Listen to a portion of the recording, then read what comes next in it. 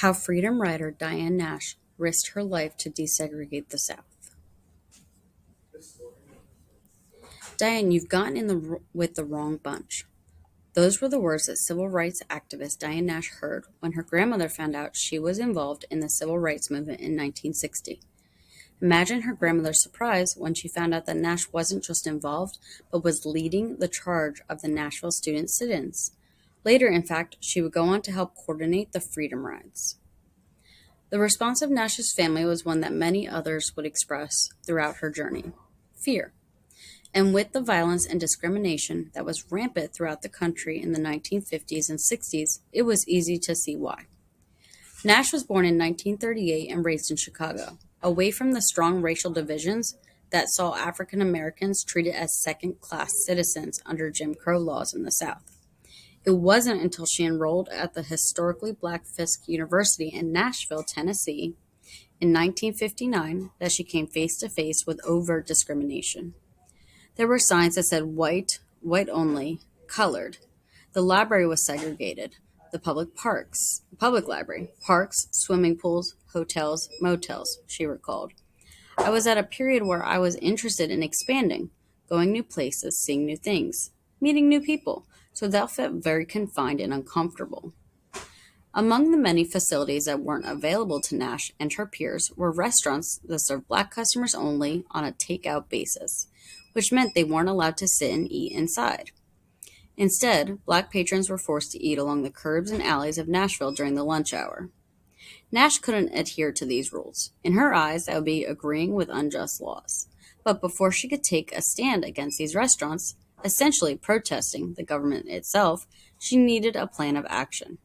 Enter Jim Lawson, an activist who had studied Gandhi's nonviolent movement in India and taught workshops on progress and change through nonviolence at a Methodist church near the university.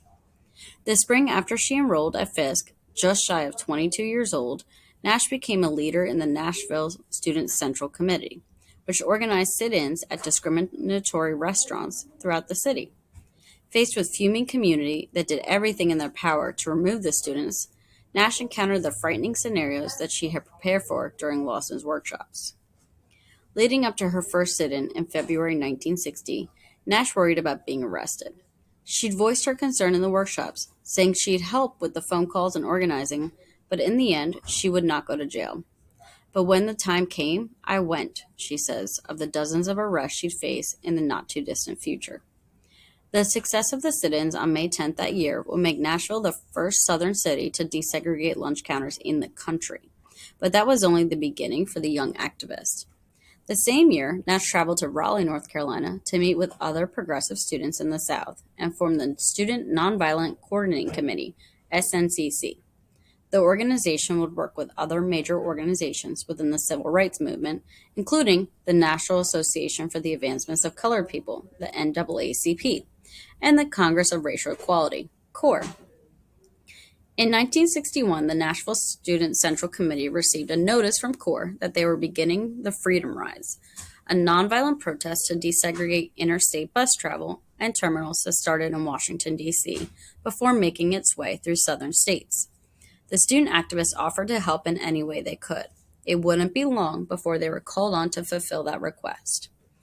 As the Freedom Riders went from one state to another, the participants found themselves in increasing danger from angry communities, vehemently against the idea of integration.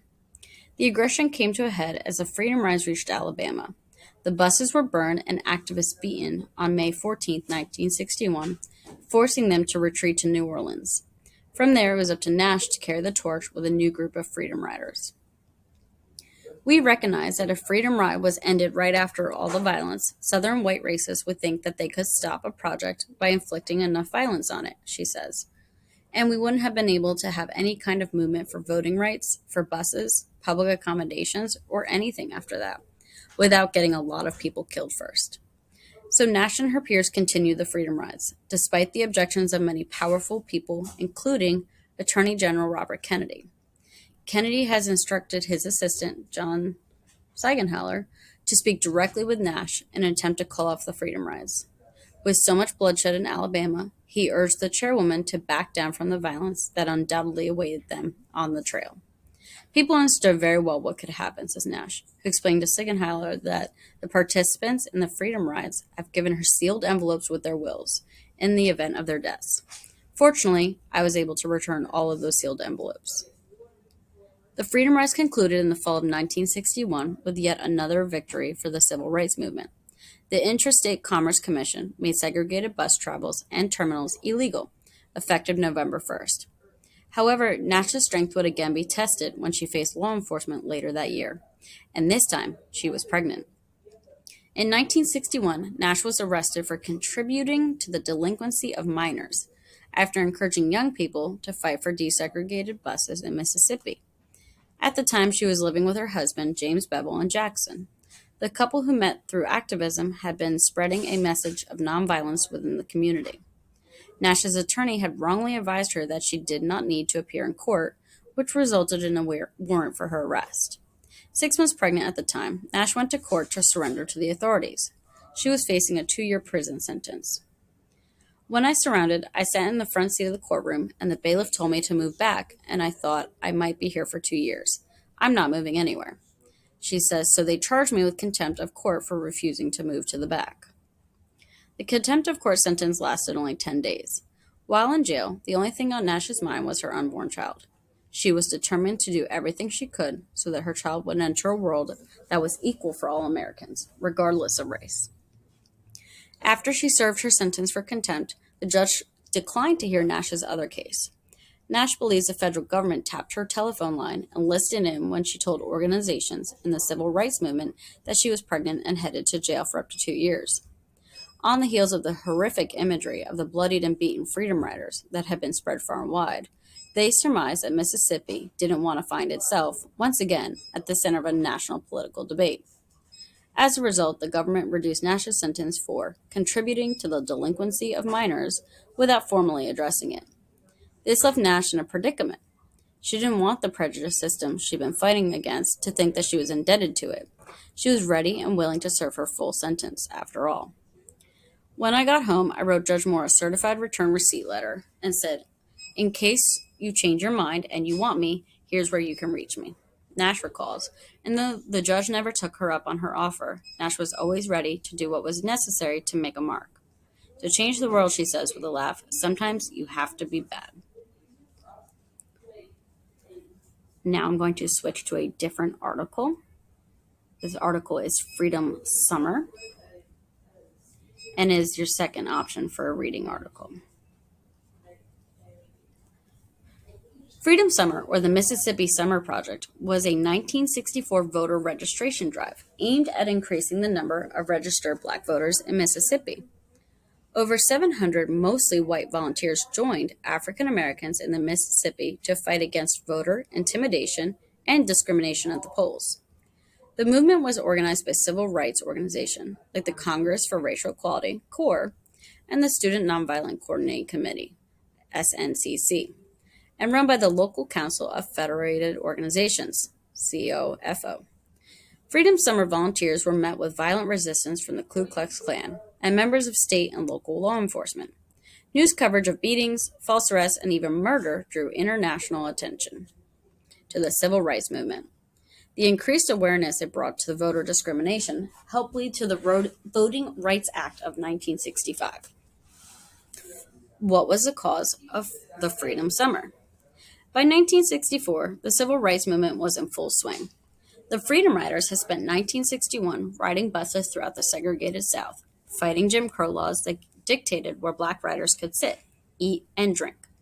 Martin Luther King Jr. had given his famous I Have a Dream speech in August of 1963. March on Washington as 250,000 people gathered before him at the Lincoln Memorial.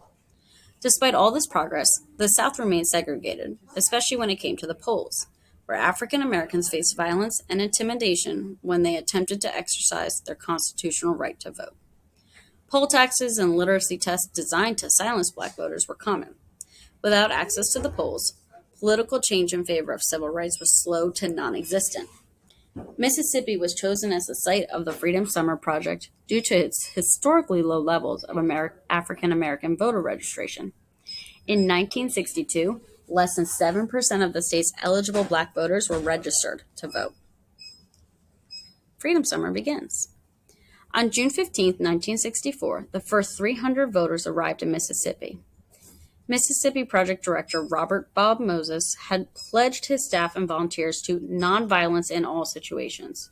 Few could have seen how dire the situation would become. Volunteers and staff had been warned about the high probability of being arrested and the need to have enough money for bail. They had also been encouraged to mentally prepare themselves for the experience by reading books like Dr. King's memoir, Stride Toward Freedom, and Lillian Smith's novel, Killers of the Dream. No books could have prepared them for what happened next. Among the first wave of volunteers to arrive on June 15th, there were 2 white students from New York, Michael Schwerner and Andrew Goodman, and James Chaney, a local black man. The 3 disappeared after visiting Philadelphia, Mississippi, where they were investigating the burning of a church. Their names became nationally known as the hunt for their killers began.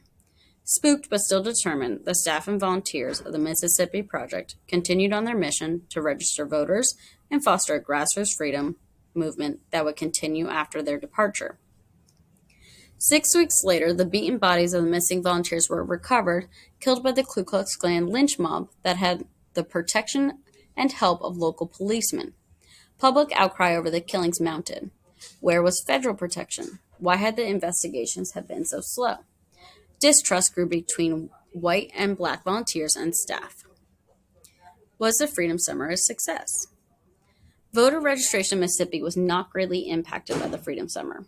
While 17,000 black Mississippians attempted to register to vote that summer, only 1,200 were successful. The Mississippi Project did establish more than 40 freedom schools, serving combined 3,000 students. The Freedom Summer also raised awareness for the Mississippi Freedom Democratic Party, about which Dr. King said, "If you value your party, if you value your nation, if you value democratic government, you have no alternative but to recognize, with full voice and vote, the Mississippi Freedom Democratic Party." But at the August 1964 Democratic National Convention held in Atlantic City, New Jersey, MFDF delegates were refused seats, dealing another blow to organizers who had risked their lives to make a change. Impact of the Freedom Summer. Some believe the national attention of the Freedom Summer garnered for the civil rights movement helped convince President Lyndon B. Johnson and Congress to pass the Civil Rights Act of 1964, which ended segregation in public places and banned employment discrimination on the basis of race, color, religion, sex, or national origin, and the Voting Rights Act of 1965. After the violence of Freedom Summer, divisions within the civil rights movement had grew between those who continued to believe in nonviolence and those who began to doubt whether equality could be reached through peaceful means.